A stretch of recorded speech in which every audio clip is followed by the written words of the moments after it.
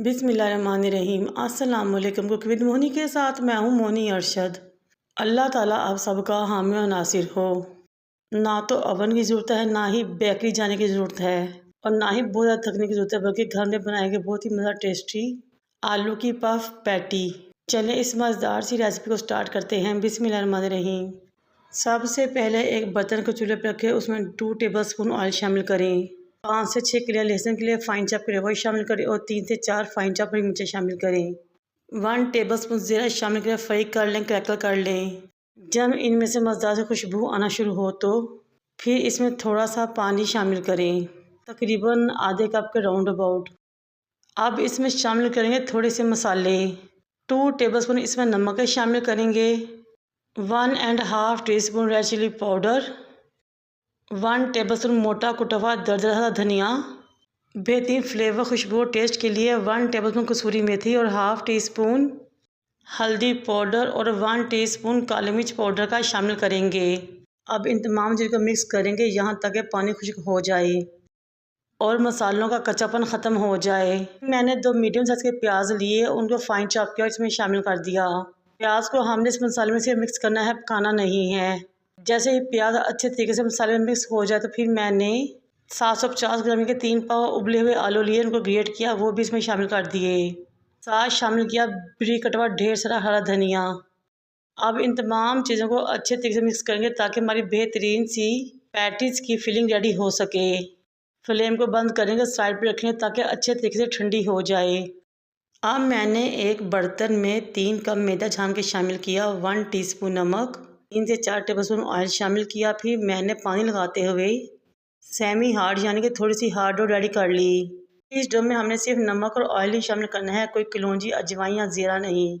इसको अच्छे तरीके से गूंदेंगे, ऑयल से ग्रीस करेंगे, कवर करके रख देंगे साइड पे आधे घंटे के लिए ताकि ये अच्छे तरीके से सेट हो जाए। इस स्टेज पे मेरी आपसे रिक्वेस्ट है कि अगर मेरी वीडियो आपको अच्छी लगे तो मेरे चैनल को लाइक करें, शेयर करें, सब्सक्राइब करें और बेल आइकन को टच करें ताकि मेरी तमाम वीडियोस आप तक पहुंच सकें। आधा घंटा गुजर चुका है और डो अच्छे तरीके से सेट हो चुकी है। मैं 1 से 2 मिनट के लिए अगेन इसको गूंदूंगी और इसके 2 बड़े पेड़े रेडी कर लूँगी। इनमें से एक पेड़ को काउंटर पे लेके आएंगे, मैदे को डस्ट करेंगे और बेलना शुरू करेंगे। हमने बेलते हुए इसकी बड़ी सी रोटी रेडी कर लेनी है। इसको ना तो हमें बहुत ज़्यादा मोटा रखना है, ना बहुत ज़्यादा बारीक रखना है, क्योंकि आगे जाके हमने इसकी लेयर्स लगानी है। इसलिए जब ये अच्छे तरीके से एक बड़ी सी रोटी में मिल जाए तो फिर ऑयल से अच्छे तरीके से ग्रीस करें। ऑयल से ग्रीस करने के बाद आप मैदे को इसके ऊपर डस्ट करें। फिर एक साइड से रोटी को उठाएं, फोल्ड करें और सेंटर में लेके आएँ। दूसरे साइड से भी उठाते हुए सेंटर तक लेकर आएँ। अगेन इसके ऊपर ऑयल से ग्रीस करें और साथ ही मैदे को डस्ट करें अच्छे तरीके से और एक किनारे से उठाते हुए दूसरे किनारे के ऊपर इसको फोल्ड कर लें। आपने इसके एक एक स्टेप को गौर से देखना है ताकि आप अच्छे तरीके से इसको समझ सकें। अब आखिरी स्टेप के ऊपर आपने इसके ऊपर ऑयल लगाना है और मैदे को डस्ट करना है और एक लंबी सी पट्टी की शक्ल में ये हमारे पास आ जाएगी। अब अगेन इसको इस तरह फोल्ड करें जैसा कि मैं कर रही हूँ, ऑयल ग्रीस करते हुए, मैदा डस्ट करते हुए, और एक चौड़ा सा कई लेयर्स वाला पेड़ा रेडी कर लें। इस साथ दोनों पेड़ों को रेडी करने के बाद 10 मिनट के रेस्ट दें ताकि अच्छे तरीके से ढल सके और सेट हो जाएं।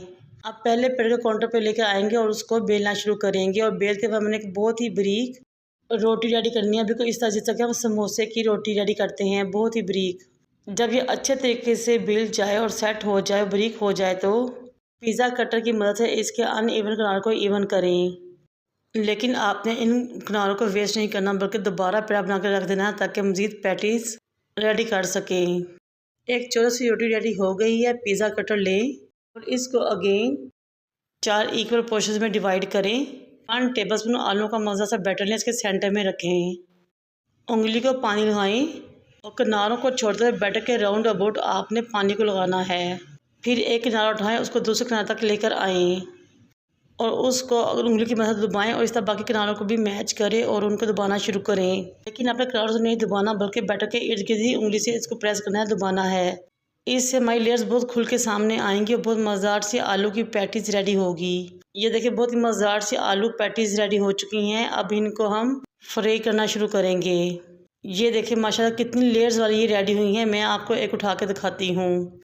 ऑयल को मीडियम टू लो फ्लेम पे गर्म करें और पैटीज़ को इसमें डालना शुरू करें। पैटीज डालने के बाद ना तो आपने इनकी साइड चेंज करनी है, ना ही आपने इनको हिलाना है। जैसे ये पैटीज फ्राई होती जाएंगी खुद ही ऑयल के ऊपर फ्लोट करना शुरू कर देंगी।